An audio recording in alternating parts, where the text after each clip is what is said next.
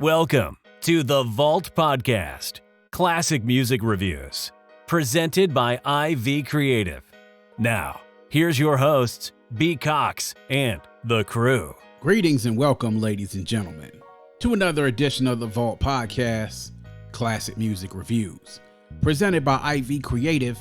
It's a perspective of the classics from a fresh point of view. We appreciate you for taking your time and lending your ears to our perspective. You could be anywhere listening to anything, but you're right here with us, so we thank you. With you today is yours truly, B. Cox, and 2 in a row, y'all. We got the crew back together once again. I'm talking about none other than Cousin Damo, aka Dominique Marks, the host and creator of the Raw Sex Podcast. Each and every Friday, make sure y'all are checking him out. Go check out the Raw Sex Podcast. He drops a new episode. He has a lot of things going on right now. Go to the podcast. Make sure you subscribe, share it. We always say on his show, support is free. It's 100% free, so make sure y'all do what y'all do to support my man. And of course, always here with us, my boy in the place to be, J.O. Joining us here on another edition of this podcast. We want to thank all the fans out there stateside and worldwide for continuing to rock with us. Those of y'all who have stayed throughout the inconsistent releasing of this year, we thank y'all. And for those of y'all listening who used to be loyal listeners, we want y'all to come on back. We've seen some drop in the numbers, and we want to see y'all come right on back to us. We're going to try to stay consistent, guys. We're going to a season format starting next year, so you'll know when we're releasing new episodes, and we'll make sure to keep it consistent and giving y'all great content. Also going to be doing a lot more lives next year, as well as bonus episodes. Always make sure you're going to vaultclassicpod.com for all the latest content. Follow us on social media, as well as all the episodes and our guest pages. And then, of course, going to our Buy Me a Coffee page and the merchandise store to make sure you support us.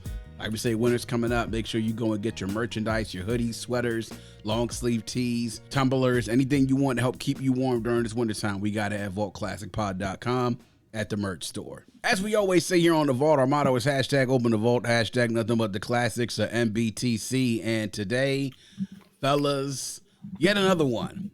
It's none other than the third studio album of Tribe Called Quest, Midnight Marauders, released on November 9th, 1993 by Jive Records. Recorded in 1993 at Battery Studios, Platinum Island Studios, and Sorcerer Sound Studios in New York City, with a runtime of 51 minutes and 12 seconds. The producers on this, mostly the group themselves, A Tribe Called Quest, with Q-Tip really taking the head of creative control, Skef Anselm and Large Professor, and of course the engineer, which was the architect of the sound of what you heard on their previous album, The Low End Theory, Mr. Bob Power, the legendary Bob Power. So the singles for Midnight Marauders. The first one, Award Tour, released October 19th, 1993. Electric Relaxation, released February 28th, 1994. And Oh My God, released May 30th, 1994. Now, this with Tribe Called Quest on the heels of their classic album and critically acclaimed The Low End Theory, which helped to change the direction of the group with the emergence of Phife Dawg and their heavy use of bass in that album, hence the title of the album, The Low End Theory, which really, I think, changed a lot of people's opinions on them as a group, especially when Phife became a force within the group.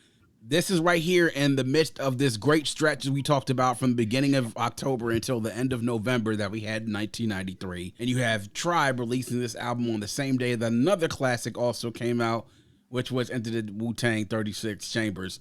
And you want to talk about a packed release day. We talked about all the ones that have been out there. July 2nd, 96, September 29th, 98. This one is right up there with the great release days. But with Midnight Marauders, my goodness, a time in hip-hop, to say the least, guys. And before we sort of get into it, the recording and production of this album, they really wanted to take it the next level. And Q-Tip, as a producer, says he wanted to develop an either further bass-heavy sound than even what they had in The Low End Theory. And they said that they were setting up a lot of production equipment in the house basement of Phife's grandmother. And she gave him a key and told him to go in and go do their thing. So a lot of the album was planned in the basement. And this was along the same time that Q-Tip was working on a lot of side projects, as well as with Illmatic, Nas's One Love, and rapper Large Professor also remembered going into Phife's grandmother's basement and then really sort of growing and having a cohesive nature of making that album. In particular, the main thing which changed between The Low End Theory and Midnight Marauders was there was the fact that Bob Power, who was the engineer, what they did first of all is in the low end theory, they removed most of the excess noise that was on the samples that they pulled for that album. And in this one, Bob Power said that Q-Tip told him to leave it in. Hence the reason why the sound of Midnight Marauders is a little bit more gritty and gave sort of that contrast which Q-Tip was going for, what he wanted to achieve with the production. But now we're going to go ahead and get into it. First thoughts and reflections. So I actually go ahead and I'll start with you, Damo, and we'll talk about Midnight Marauders. Give us your reflections of the album, what you thought about it back in the day, listening to it over these last 25 years, and what's your reflection now? I never heard it back then. And I heard like the singles or whatever, but I ain't never go back and listen to the album. Like I've seen it in my older cousin's car or whatever when, you know, I used to be in the car, but I never popped it in. It never was an album I wanted to go click in. So this was actually my first week going to listen to it. In full. So in full, yeah. Okay. Like, I heard the singles, you know, the singles was on the radio, War Tour and Electric. The other jump, yeah, I both of those singles was heavy on the radio back then. I didn't even know that's who that was back then until I got old. I was like, oh, that's a Tribe Called Quest. So this is my first time going to listen to the album in full this week. Okay. Yeah. And so what was your impression of it listening to it in full for the first time? I really wasn't going to come on and do the episode, B. Oh, boy.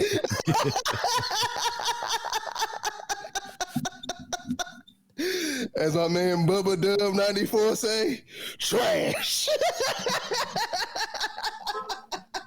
I think we might have to stop the episode now and take Damo off. Hey, I wrote in credits like shit. Politically inclined, what album was it for me? So the album wasn't for you. There we go. Damn, you could have just told me to leave you off, dog. But you know what? I figured, hey, it wouldn't be on what everybody agree on the album. We've been agreeing on the last couple of albums all together. So I said, you know what? Nah, let me not. I done listened to the album, and like I came here ill prepared to be like, oh, I ain't never listened to the album. Like we had that one guest. Mm-hmm. Oh, that's the album we doing? Right. Yeah. Mm-hmm. But I listened to that drink. Yeah, I listened to the album. That's why it took me so long. I said, do I want to be the one to come on here and say trash?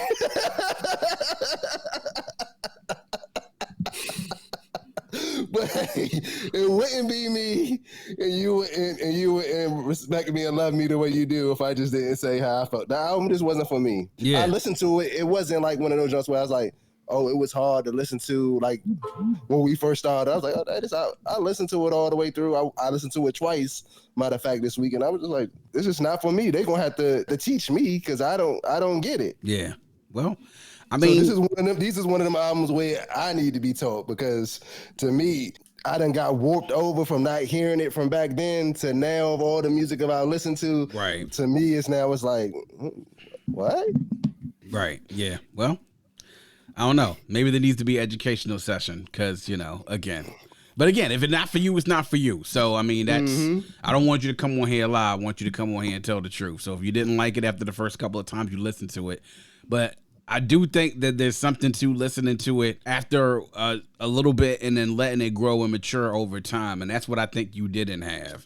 You did not have the experience of listening to it. And then I don't think you had the reference material in hand when you were listening to what they came to beforehand. So if I may, I do think that your first impression may not necessarily be your lasting impression, but hey, if it's not for you, it's not for you. And you listened to it, and so you didn't like it. And so that's fine.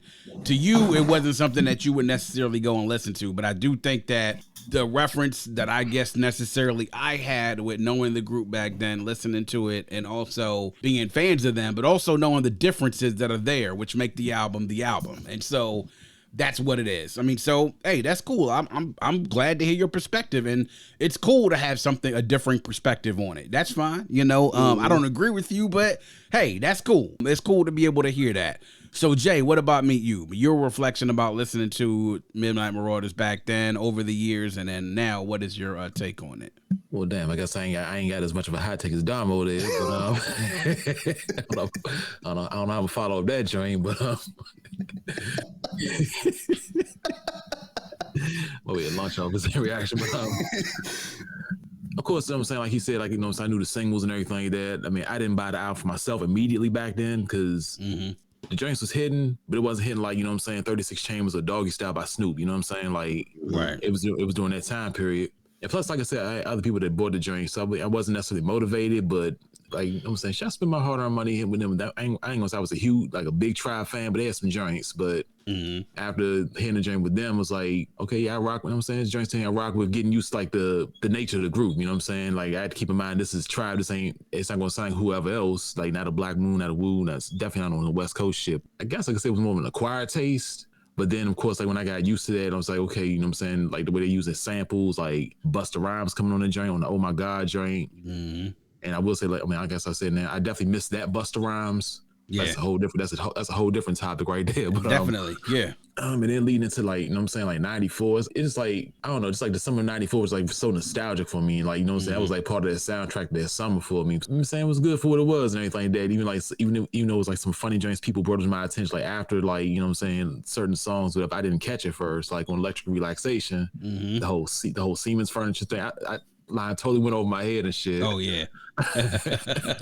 yeah, definitely. And it's funny because, like, you know, so they played it on the radio to like, they blurred out the part we say bust off in your couch. So I just heard Siemens furniture, but even that went over my head, like over your head, right? At that age, you don't even think about it until you find out exactly what the hell Siemens was, what Siemens they were referring to. Exactly. Right. Like, I mean, I'm like, a Siemens furniture, you nutted on the whole couch? Like, the fuck? Like, you know, a whole couch full of nut or some shit, but like, I'm sorry, I'm gonna get too graphic for your viewers. I mean, the listeners, excuse me. Nah, it's all good, man. But yeah, like fast forward to now, like, you know what I'm saying? I feel like it's aged well, you know what I'm saying, for Tribe's catalog. So like, it's still joints on there I listen to, and then I know we always talk about how the 90s was the golden age or anything like that. So it was joints on there I listen to, but it still wouldn't be my go-to, like say over like a 36 Chambers or something like that. You know what I'm saying? Like, right. But yeah, so like I said, less of high tech than Damo here, but you know what I'm saying, that's my shit on it. Well, that's varying perspectives, and I'm appreciative of that, the fact that we have this on here, because I'm all the way to the left of y'all. And my experience with this is that, as I told on the Low End Theory and also the People Instinctive Travels one that we did a couple of years ago, my sisters were big Tribe fans. And so that was my baseline of getting to know them. So I had the experience of getting through that. I left my wallet to El Segundo and Benita Applebums and all that, and then getting that to Jazz, We Got It, and Check the Rhyme and Scenario, then to go to this, right? For me as a fan and really starting to get to know and really getting into hip hop as a fan was right around this time. I said earlier this week on Twitter that day, November 9th, 1993, is the day that I truly became infatuated with hip hop because of what came out. And Midnight Marauders was a big part of that. And the singles were what the singles were. You want to talk about two of Tribe's best singles, you put Award Tour and Electric Relaxation in the top 5. No discussion whatsoever. I mean, that's it. There's no discussion about that, right? Those are 2 top 5 Tribe singles of all time. And for them to be as big as they were and as popular as they were from a group that wasn't necessarily popular or mainstream really told the story for me. When you get deeper into the music of Midnight Marauders, it's the fact that they continue with the bass heavy approach. The vocal samples that they incorporated into this were crazy. I mean, the fact that you heard vocal samples from everyone from Minnie Riperton to James Brown, and also sampling different types of genres of music, including the jazz, is what helped to layer this project even more and more. We talked about Phife emerging on Low End Theory, and really you hear him become a force on the mic. It continued even more during this one. Like, if Low End Theory was his coming out party, to me, Midnight Marauders is when he had his all-star performance. Like, seriously. And Q-Tip being himself, production-wise, doing what he did. Yeah, the group all played a part in producing the album, but we all know Q-Tip was the one who was spearheading everything when it came to the production, as far as that was concerned. But then taking the concept of these songs and putting them together, like naming the song Stir It Up, Steve Biko. And for those of y'all who don't know who Steve Biko is, please look him up. But the messaging throughout that, 8 Million Stories, The Chase Part 2, Sucker Nigga, you know what I'm saying? Clap Your Hands, Oh My God. And then the fact that they closed the album on the track like God Lives Through. where you took a vocal sample of a track from earlier in the album and made it your hook. So with that Busta Rhymes, oh my God, that was the end of that album. But listening to Midnight Marauders and just the textures of it, the bass, the lyrics, the way that the album was constructed for me, just ultimately cemented me as an ultimate Tribe fan. And that's to me when Beats, Rhymes, and Life came out. After 3 years of them not having put out an album, I was so disappointed at how the cohesion seemed to have left in those 3 years that they didn't make an album. That's why it's important, cohesion in a group, because what you had here to me on Midnight Marauders was the ultimate cohesive album, and so many concepts coming together and weaving themselves together into this story. And then you had the narrator from the beginning of the album tell them exactly what it is that they needed, right? And so what did the narrator say in the beginning? Precise, bass heavy, just right. And that is what pretty much encapsulated what Midnight Marauders was. It was precise to me, bass heavy, and it really was just right. Now, of course, I know that the perception of a lot of this is listening to this in the vein of having gotten into the stage and then also into the Wu-Tang 36 Chambers and Doggy Style right after this.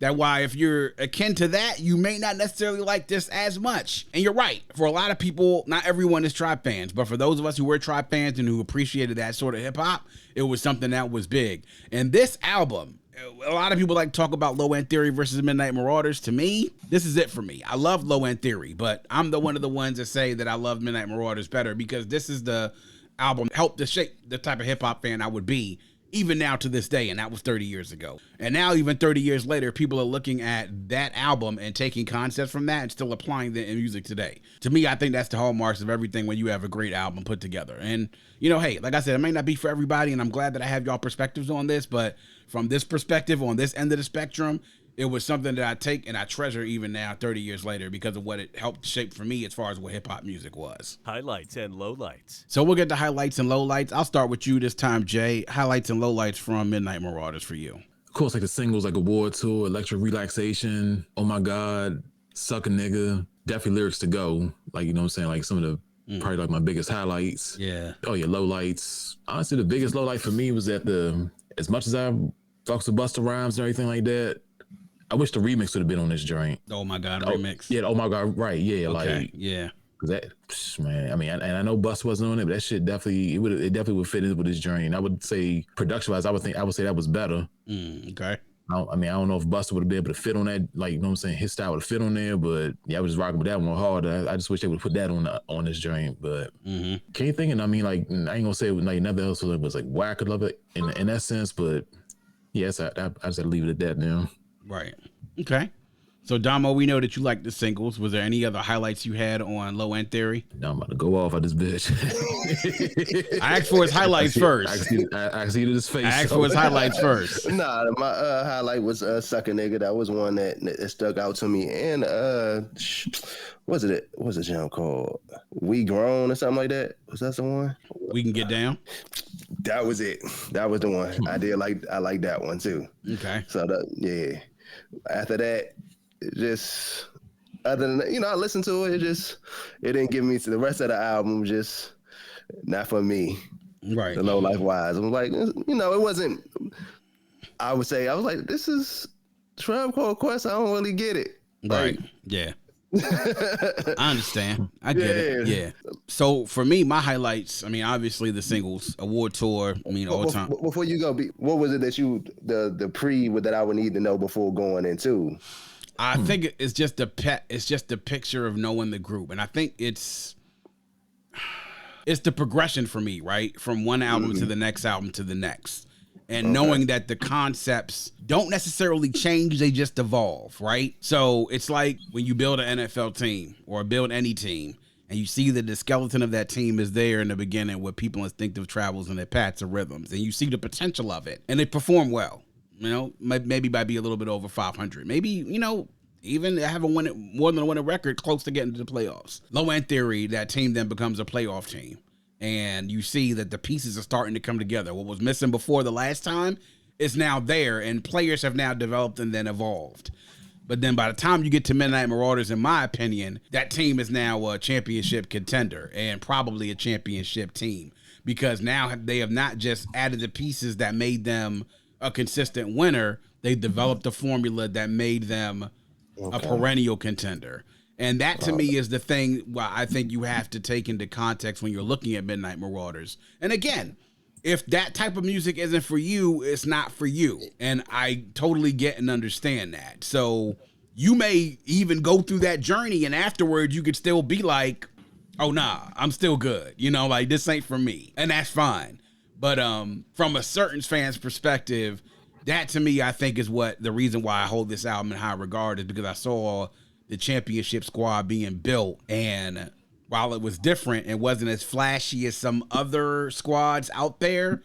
They may have not scored as many points. They may have not been as exciting to watch. It was efficient. And if you like stuff like that, then you're fine. If you don't and you want a little bit more razzle dazzle, then cool, right? Is the music on the surface level going to blow you away for a lot of people? The general listener? Probably not. But for those who sort of know the nuances of the game, just like the way if you can beat like these guys on ESPN, you look at the Orlovskis and the Hasselbecks and the guys who are on television who know like the specifics of the game. And even those who aren't even as nuanced as them, who don't have the knowledge, who have a little bit more than a surface level approach of the game, that's who I think the ones who would sit back and they appreciate it more so. But if you don't, then it could be for you or not for you, and you could like it or you could not like it. So that's the way I think to me is what the path of being able to know it and understand it to know and come to appreciate it. But again, if it's for you, it's for you. If it's not, it's not. I mean, hell, there are people out there that look at the Patriots and say, ain't nothing really spectacular about them. They got a great quarterback and they got a bunch of role players. And I don't understand how they keep on winning, but they win, you know? But people look at them Dallas Cowboy teams in the 90s and be like, oh, that was a great team, you know? And because they had flash, glamour, and glitz, and they were media darlings, and people loved everything about them. But they both won championships. It's just one team people will probably consider to be superior than the other, when in the fact that, you know, they're probably more equal than anything else. So, I don't know. That's just a little bit of nuance. That's my take on it, at least, you know? So, So, yeah. So my highlights. Obviously award tour. I mean, we put it out there. I mean, that's like top 5 Tribe single, probably up there, 1 or 2.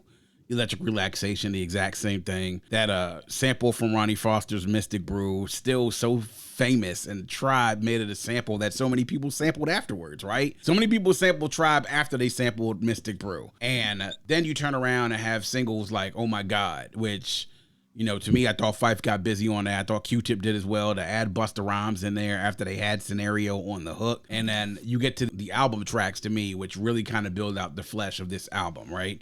So you have tracks like Sucker Nigga, where I thought was brilliantly done and taking that vocal sample and making that part of the hook. You have 8 Million Stories, which is a Phife solo track, which is great because more Phife is always great, for me at least. We Can Get Down sort of adds some depth to the album. But really, to me, the standouts on this album for me personally are listening to the last 2 tracks on this album, which is Lyrics to Go and God Lives Through. Lyrics to Go, production-wise, is to me one of the more clever songs out there. To take that Minnie Riperton sample of Inside of My Love and her hitting that whistle register and making that loop all the way through the track with those guitar samples from those riffs in the beginning. I mean, come on, dude. Like, when they did the transition of that during the Tribe documentary of them taking that sample of Minnie Riperton on Inside My Love and then transitioning the Lyrics to Go, I almost lost my mind. And I was just like, that's genius right there. And then God Lives Through just talks about, hey, parts of something and then reusing it for something more and more, like consuming. Like, you take that sample of Oh My God and then make it the hook of God Lives Through. And then to me, I think that was like 2 of the best verses that you had on there with Q-Tip and with Phife Dawg. Phife Dawg had an all-time verse on that joint to me. I mean, he had 32 bars, however many bars he had on that joint. He killed it. And then Q-Tip followed up behind him and killed it as well. That's the perfect way to end the album to me. Production-wise, bass heavy. I mean, the drums on there sounded hard. Like, you could tell Q-Tip would layer in those drums. They definitely hit hard on so many different tracks. And the samples, I mean, goodness. Like, it's Tribe. You're going to get jazz samples, but then also being able to incorporate those vocal samples, like we said, the drums being exquisite, and then, of course, being able to make sure that album was engineered, leaving that sound in versus taking out what they did on Low End Theory. Q-Tip himself even said he felt like the album had a sheen on it, which Low End Theory did not. So progressing, being able to see that happen, and then seeing that through the 14 tracks that were on there, it was great to see. An album for me that I will always sit and pump because of being able to hear the songs and the concepts, and then also seeing the performance, seeing Phife take a step up, seeing Q-Tip as a producer take a step up, really heading up that production style, and really giving himself a platform where they could stand tall on. Like, to me, this was the zenith of their first run before they got into the 3-year breaking and beats, rhymes, and life. Notable quotables. So we'll go to notable quotables. Damo, did you have one that you wanted to reference from the album? No, he doesn't. Hey, Jay. You look disgusted, Jay. I don't even know why, you know.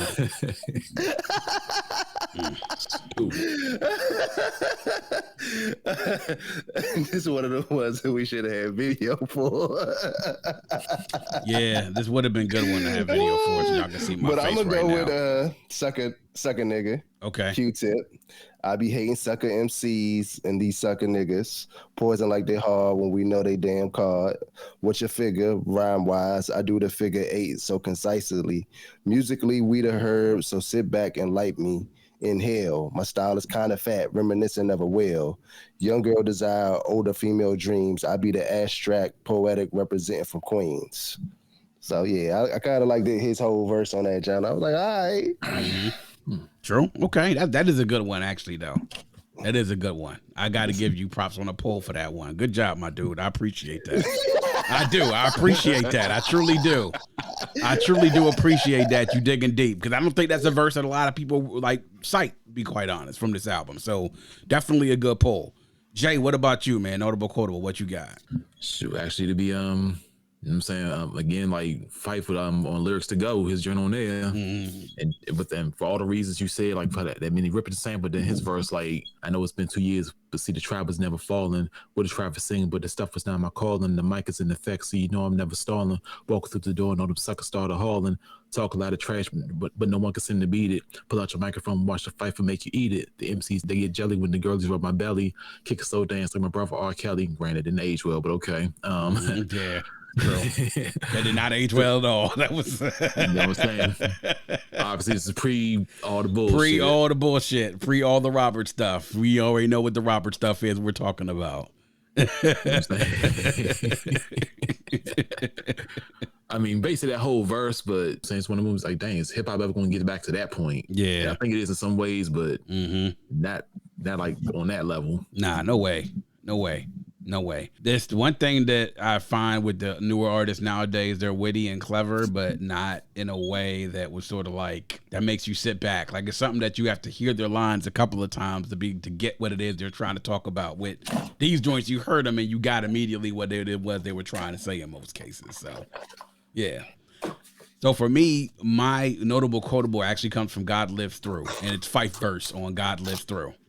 And I'll take for a part of it because this verse is extra, extra long, so I'm not going to say the whole verse.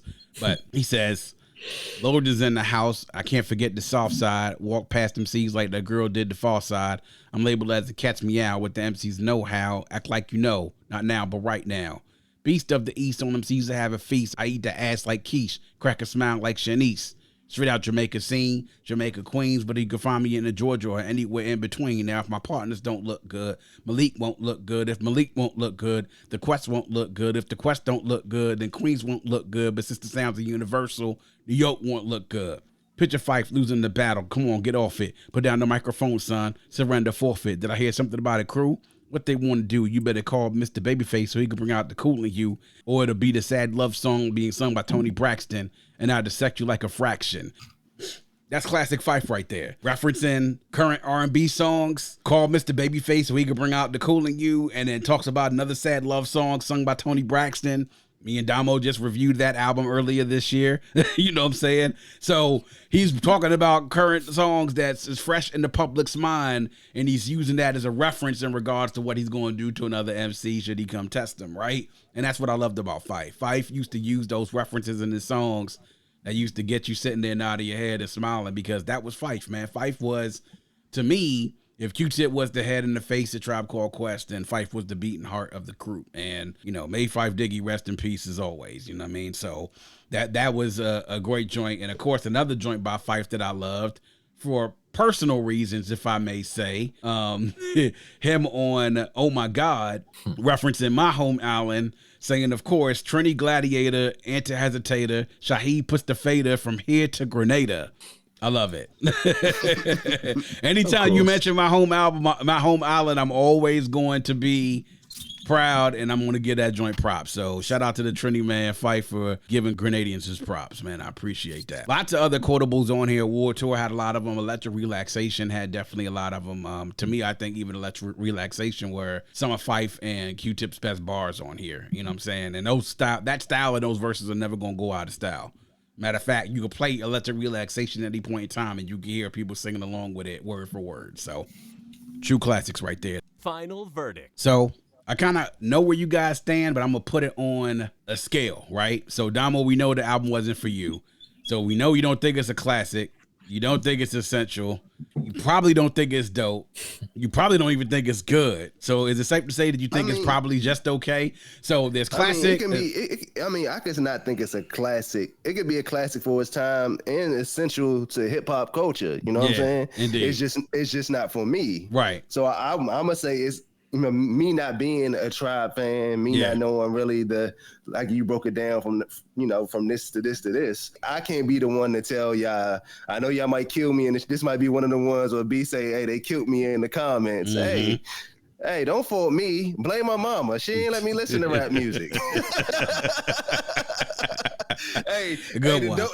The rappers now like to blame their mama and their teacher for them being rappers now. Hey, blame my mama for not letting me listen to Tribe Called Quest. That's funny. That's a good one. That's a good one. Hey, all I can say is it's probably a classic. Me knowing the history of, you know, from everybody and me being a big hip hop fan, you could tell that Tribe had a big handprint on hip hop. So I'm gonna say, you know, it's a classic for its time. Mm-hmm. But I'm gonna give it, for me, a 3 out of 10. Okay, there you go. Well, that's good. I'm glad that you at least gave it that context. So, Jay, what about you, man? Is it classic, essential, dope, good, or just okay, or worse than that? Well, like I said, I can't hold the candle to Donald's hot take this whole damn episode, but right. Like I was saying, like to give it, like, I mean, I gave it context. I will put it in the realm of a classic, but like not on. I mean, I guess I say it's maybe strong 7.5, 8 out of 10 as far as like being a classic. Okay, like, got it. That's it. I'm not. I mean, it is. I mean, I have to be in the mood for Tribe to listen to it. It's not like, you know what I'm saying, I could just pop, like, I'm not even thinking about, like, say The Chronic, you pop that joint in, I'm rocking with it, or 36 Chambers, you just popping in. Like, I have to be in the mood when I hear Tribe, if that makes sense. So understood. Yeah. So it's on the lower end of spectrums of you for classic albums. You wouldn't be the first one that you go to. Correct. Understood. I think I sort of feel the same way about 3 Feet High and Rising. And I think that, you know, to me, I always thought like, oh, okay, this is great. You know, for me, I think De La Soul is Dead is actually the better album. De La Soul, for me personally, but I do understand the significance and importance that 3 Feet High and Rising has within the culture and within music. But yeah, I definitely get that. And, you know, I can respect that opinion as well. I mean, for me, obviously, you guys hearing me, I think it's a classic. I think it is essential to the culture. I think that it's something that served as an influence to a lot of people that came afterwards. It is an album to me that I would say is truly their last great album. I mean, Beats, Rhymes, and Life, lots of great potential, but to me, it seemed a little disjointed, not as cohesive as Midnight Marauders.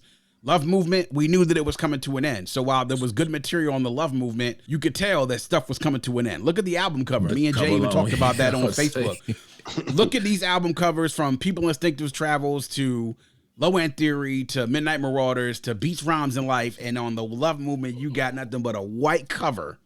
No color whatsoever. No red, green, and black. None of that stuff. Not the lady on with none of that. And so you knew it was coming to an end.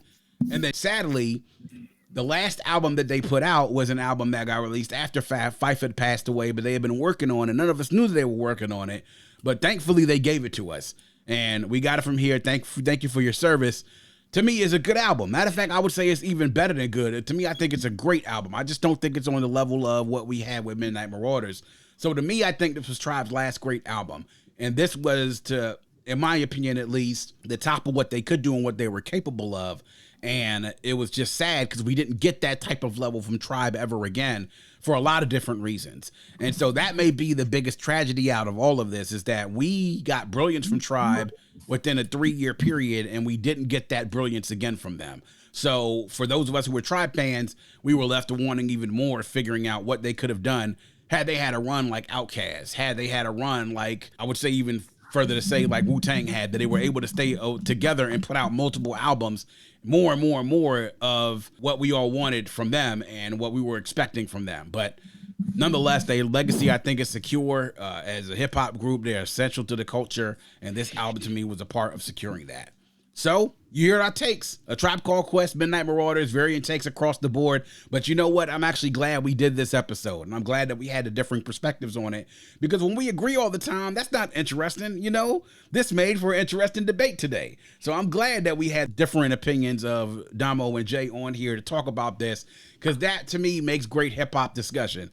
To me, some of the best discussions we have are when you have a different opinion, I have a different opinion, and we sit and talk about and try to figure out who's right. When in reality, neither one of us are probably right, and we're probably both wrong and right at the same time. So we appreciate that. We want to hear from y'all. What do y'all think about Midnight Marauders? What are your favorite tracks on there? Do you think it's a classic? Is this something that you will put on the level of other classics? We want to hear all of it. Everything we discussed today, what's your take on it? Hit us up on social media, vaultclassicpod.com. Let's continue the conversation. And that is going to wrap up yet another edition of The Vault. Please make sure you are visiting us at vaultclassicpod.com. That's vaultclassicpod.com. There you can learn more about the show, check out our past episodes, join our mailing list, leave a review, or if so inclined, you can leave us a voice note. Click the blue microphone in the bottom right-hand corner to leave us a voice note to let us know what you think about the show, or to just show us some love. To support the show, click the coffee cup shaded in yellow in the bottom left-hand corner to access our Buy Me a Coffee page. On Buy Me a Coffee, you can give a small monetary donation to support the show to ensure that we can keep the vault open for many years to come. You can also visit us on social media at Vault Classic Pod on IG, Twitter, and on TikTok. Also hit us on YouTube and our Facebook page. Like and follow us on social media, subscribe to the pod and the YouTube channel. We do it here all for you. We appreciate the support, and if you have a friend, tell a friend, and make sure that that friend tells a friend. Always remember to keep your headphones on and your music loud, but not too loud. And as we close, we like to remind everyone to dream big, because dreams are the basis for creation. Always create, motivate, and elevate, because you were never destined or created to stay stationary or ordinary in this life. And on that note, we say peace. Thank you for listening and coming into The Vault. Please subscribe and visit us at vaultclassicpod.com. That's vaultclassicpod.com.